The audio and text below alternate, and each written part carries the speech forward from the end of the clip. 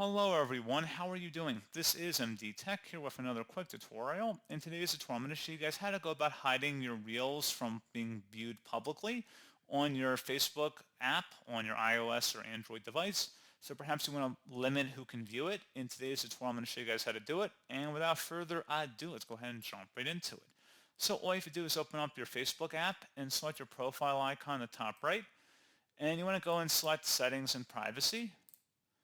Underneath Menu, select the Settings button, and then scroll down underneath Audience and Visibility, and you want to select the Reels button in here.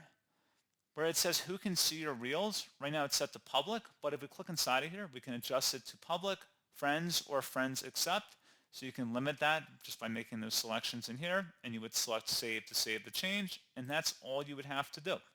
So pretty straightforward process, guys, and as always, thank you for watching. I do hope I was able to help you out, and I do look forward to catching you all in the next tutorial.